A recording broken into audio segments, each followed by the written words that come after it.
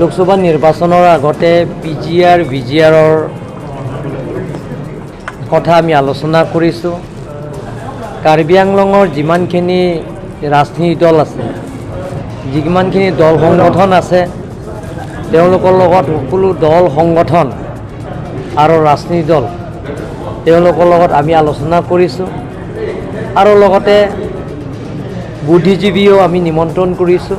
কাৰ্বি আংলঙৰ যিমানখিনি বুদ্ধিজীৱী আছে, দল সংগঠন আছে, ৰাজনীতি দল আছে, তেওঁলোকৰ লগত আমি আলাপ আলোচনা কৰি PGR VGR ওপৰত এটা সিদ্ধান্ত লোৱা হৈছে।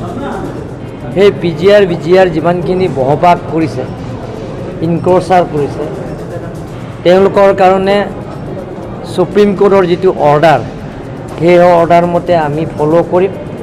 আৰু সেই ওপৰতো আমি ইভিকশ্যনৰ কৰিবৰ কাৰণে আমি কাৰ্বি আংলং অট'নমাছ কাউন্সিল আৰু সেই সকলো organisations, political parties, social organisation, civil organisation, student organisations, লগতে ইণ্টেলেকচুৱেল লগত আলাপ আলোচনা কৰি আমি প্ৰস্তাৱ এটা লোৱা হৈছে হাই পাৱাৰ কমিটি গঠন কৰা।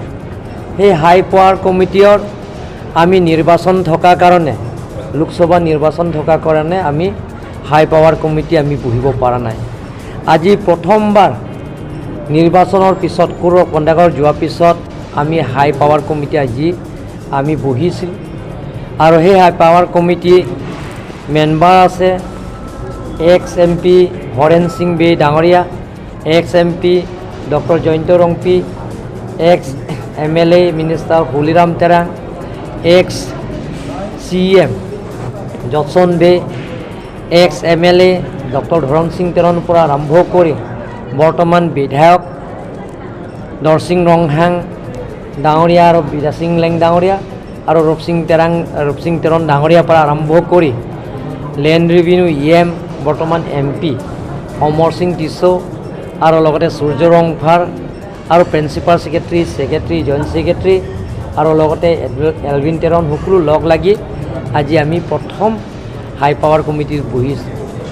আজি গোটেইখিনি আলাপ আলোচনাৰ মাজতে আমি প্ৰস্তাৱ লৈছোঁ।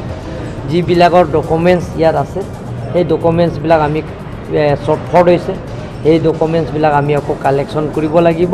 আৰু নেক্সট এক মাহ পিছতে আমি অহা 12 জুলাই তাৰিখতে আকৌ আমি হাই পাৱাৰ কমিটি আমি আকৌ বহিম। আজি সেইটোৱে সিদ্ধান্ত লৈছে। নহয়, আমি যিটো কমিটি গঠন কৰিব লাগিব, অসম চৰকাৰৰ লগত আমি ল' এণ্ড অৰ্ডাৰৰ কথা আছে, কাৰণ আমাৰ তাতো ল' এণ্ড অৰ্ডাৰ নাই। তেওঁলোকৰ অসম চৰকাৰৰ লগতো আলোচনা কৰি, গতিকে আলাপ আলোচনাৰ মাজতে আমি ফাইনেল সিদ্ধান্তটো লওঁ। বেডখৰ আছে আমাৰ ইয়াত প্ৰায় চব মিলি গোটেইখিনি কলনী চাৰ্কল আৰু লগতে আমাৰ ডংকামোকামৰ চাৰ্কল মিলি, সেই দুটা ৰেভিনিউ চাৰ্কল মিলি প্ৰায় 14,000 মান ইলিগেল ইনক্ৰচাৰ আছে PGR VGR বহবাস কৰা। সেই গোটেইখিনি কথা যে আমি আলোচনা কৰিছোঁ। হ'ব।